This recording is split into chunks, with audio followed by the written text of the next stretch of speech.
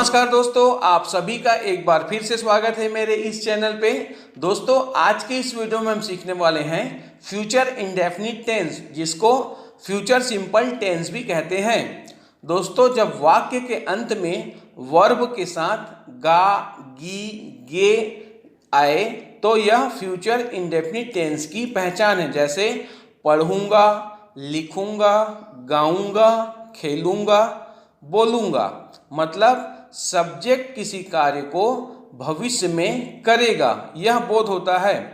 दोस्तों, वाक्य की संरचना करने से पहले हमको चाहिए रहता है स्ट्रक्चर, जिसको हम फॉर्मूला भी कहते हैं। तो चलो इसको एक नज़र देखते हैं। सबसे पहले आता है सब्जेक्ट, और उसके बाद आता है विल, शैल, और उसके बाद आता है वर्ब का फर्स्ट फॉर्म, और उसके बाद आता है ऑब्जेक्ट। दोस्तों, आई और वी के साथ हम शैल का प्रयोग करते हैं, और he, she, it, name singular, they plural के साथ हम विल का प्रयोग करते हैं।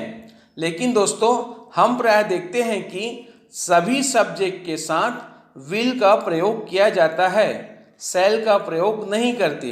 इसलिए दिमाग घूम जाता है कि हम आई और वी के साथ शैल को लगाएं या फिर आई और वी के साथ विल को लगाएं।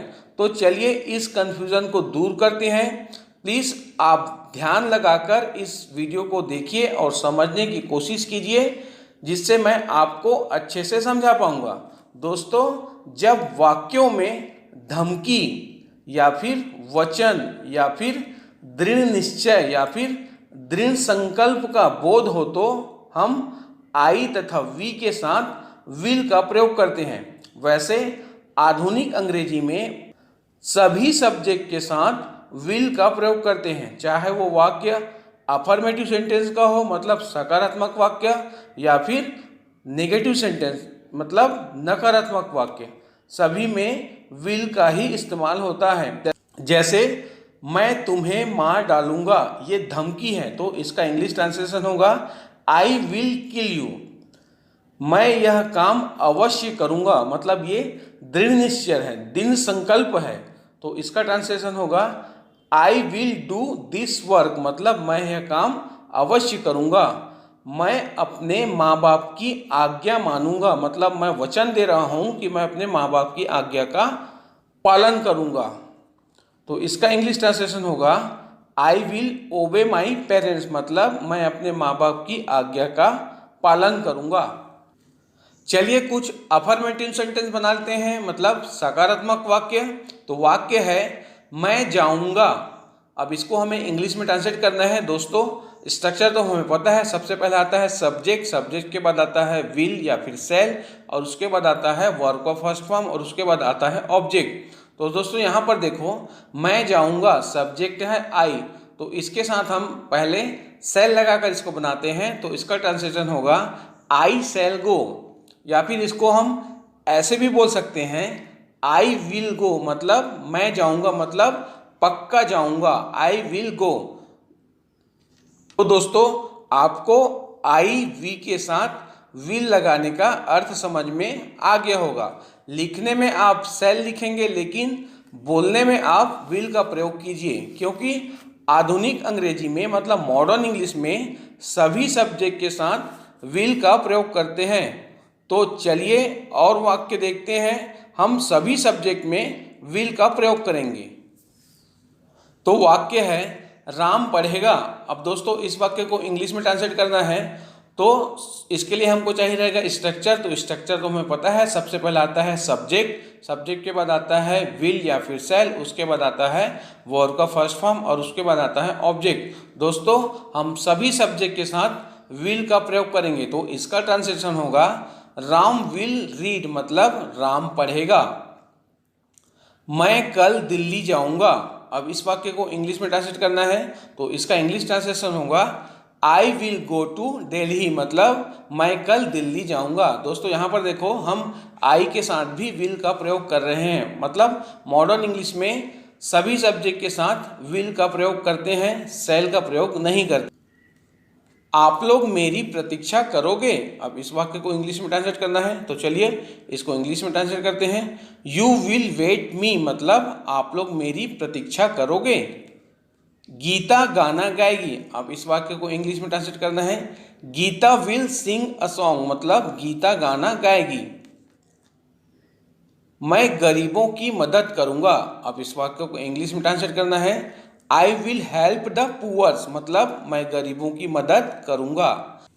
अब चलो दोस्तों कुछ नेगेटिव सेंटेंस बनाना भी सीख लेते हैं जिसको हम नकारात्मक वाक्य कहते हैं। तो वाक्य है राम नहीं पढ़ेगा। अब दोस्तों इस वाक्य को इंग्लिश में ट्रांसलेट करने से पहले हमको चाहिए रहता है स्ट्रक्चर, जिसको हम फॉर्मूला कहते हैं। तो फॉर्मूला तो हमें पता है, सबसे पहले आता है सब्जेक्ट, और सब्जेक्ट के बाद आता है विल, और विल के बाद आता है नॉट, नॉट के बाद आता है वर्ब का फर्स्ट फॉर्म, और उसके बाद आता है ऑब्जेक्ट। तो दोस्तों इसी फॉर्मूले की मदद से इस वाक्य को हम इंग्लिश में ट्रांसलेट करते हैं। तो वाक्य है राम नहीं पढ़ेगा। अब इसका इंग्लिश ट्रांसलेशन होगा राम विल नॉट रीड, मतलब राम नहीं पढ़ेगा।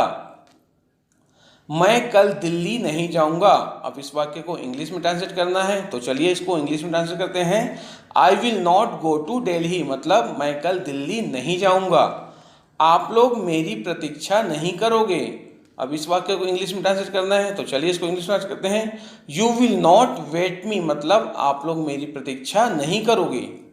गीता गाना नहीं गाएगी। अब इस वाक्य को इंग्लिश में ट्रांसलेट करना है, तो चलिए इसको इंग्लिश में ट्रांसलेट करते हैं, Geeta will not sing a song, मतलब गीता गाना नहीं गाएगी। मैं गरीबों की मदद नहीं करूंगा। अब इस वाक्य को इंग्लिश में ट्रांसलेट करना है, तो चलिए इसको इंग्लिश में ट्रांसलेट करते हैं, I will not help the poor, मतलब मैं गरीबों की मदद नहीं करूंगा। अब चलिए दोस्तों कुछ इंट्रोगेटिव सेंटेंस बनाना भी सीख लेते हैं जिसको हम प्रश्नवाचक वाक्य कहते हैं। तो वाक्य है क्या राम पढ़ेगा।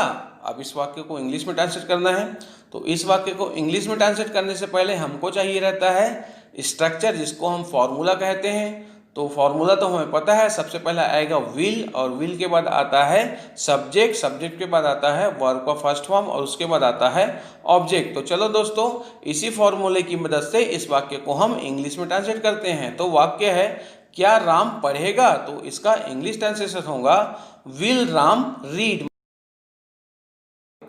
क्या तुम कल दिल्ली जाओगे। अब इस वाक्य को हमें इंग्लिश में ट्रांसलेट करना है, तो इसका इंग्लिश ट्रांसलेशन होगा will you go to Delhi tomorrow. क्या आप लोग मेरी प्रतीक्षा करोगे। अब इस वाक्य को इंग्लिश में ट्रांसलेट करना है, तो चलिए इसको इंग्लिश में ट्रांसलेट करते हैं, विल यू वेट मी। क्या गीता गाना गाएगी। अब इस वाक्य को इंग्लिश में ट्रांसलेट करना है, will Geeta sing a song.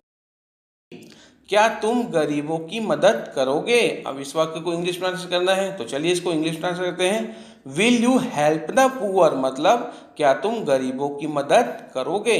अब चलिए दोस्तों कुछ इंट्रोगेटिव नेगेटिव सेंटेंस बनाना भी सीखते हैं जिसको हम प्रश्नवाचक नकारात्मक वाक्य कहते हैं। तो वाक्य है क्या राम नहीं पढ़ेगा। अब इस वाक्य को इंग्लिश में ट्रांसलेट करना है, तो इसके लिए हमको चाहिए रहेगा स्ट्रक्चर। तो स्ट्रक्चर हमें पता है, सबसे पहले आता है विल, और उसके बाद आता है सब्जेक्ट, सब्जेक्ट के बाद आता है नॉट, और नॉट के बाद आता है वर्ब का फर्स्ट फॉर्म, और उसके बाद आता है ऑब्जेक्ट। तो चलो दोस्तों इसी फॉर्मूले की मदद से इस वाक्य को हम इंग्लिश में ट्रांसलेट करते हैं। तो वाक्य है क्या राम नहीं पढ़ेगा, तो इसका इंग्लिश ट्रांसलेशन होगा विल राम नॉट रीड। क्या तुम कल दिल्ली नहीं जाओगे। अब इस वाक्य को इंग्लिश में ट्रांसलेट करना है, तो चलिए इसको इंग्लिश में ट्रांसलेट करते हैं, will you not go to Delhi tomorrow. क्या आप लोग मेरी प्रतीक्षा नहीं करोगे। अब इस वाक्य को इंग्लिश में ट्रांसलेट करना है, तो चलिए इसको इंग्लिश में ट्रांसलेट करते हैं, विल यू नॉट वेट मी। क्या गीता गाना नहीं गाएगी। अब इस वाक्य को इंग्लिश में ट्रांसलेट करना है, तो चलिए करते हैं, will Geeta not sing a song. क्या तुम गरीबों की मदद नहीं करोगे। अब इस वाक्य को इंग्लिश में ट्रांसलेट करते हैं, will you not help the poors, मतलब क्या तुम गरीबों की मदद नहीं करोगे। चलिए दोस्तों अब हम WH इंट्रोगेटिव सेंटेंस भी बनाना सीखते हैं जिसको हम WH प्रश्नवाचक वाक्य कहते हैं। तो वाक्य है तुम क्या करोगे। अब इसको हमें इंग्लिश में ट्रांसलेट करना है, तो इसको इंग्लिश में ट्रांसलेट करने से पहले एक नज़र फॉर्मूले को देख लेते हैं जिसको हम स्ट्रक्चर भी कहते हैं। तो सबसे पहले आता है WH और WH के बाद आता है विल और विल के बाद आएगा सब्जेक्ट और सब्जेक्ट के बाद आता है वर्ब का फर्स्ट फॉर्म और उसके बाद आता है ऑब्जेक्ट। तो वाक्य है तुम क्या करोगे। अब इसको इंग्लिश में ट्रांसलेट करना है तो चलिए इसको इंग्लिश में ट्रांसलेट करते हैं। What will you do, Ram कैसे पढ़ेगा। अब इस वाक्य को इंग्लिश में ट्रांसलेट करना है तो चलिए इसको इंग्लिश में ट्रांसलेट करते हैं। हाउ विल राम रीड, वे लोग कहाँ जाएंगे। अब इस वाक्य को इंग्लिश में ट्रांसलेट करना है तो चलिए इसको इंग्लिश में ट्रांसलेट करते हैं। वेयर विल दे गो, तुम पटना क्यों जाओगे। अब इस वाक्य को इंग्लिश में ट्रांसलेट करना है तो चलिए इसको इंग्लिश में ट्रांसलेट करते हैं। Why will you go to Patna. इसी वाक्य को हम WH इंट्रोगेटिव नेगेटिव सेंटेंस बनाना सीखते हैं जिसको हम WH प्रश्नवाचक नकारात्मक वाक्य कहते हैं। तो वाक्य है तुम पटना क्यों नहीं जाओगे। अब इस वाक्य को इंग्लिश में ट्रांसलेट करना है तो इसके लिए हमको चाहिए रहेगा स्ट्रक्चर जिसको हम फॉर्मूला भी कहते हैं।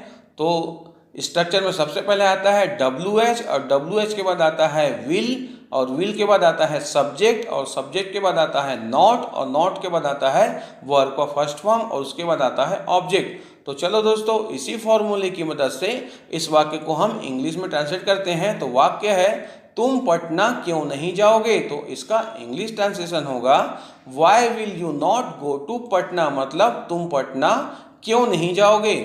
सरकार गरीबों की मदद क्यों नहीं करेगी। अब इसको इंग्लिश में ट्रांसलेट करना है तो चलिए इसको इंग्लिश में ट्रांसलेट करते हैं। Why will government not help the poors, मतलब सरकार गरीबों की मदद क्यों नहीं करेगी।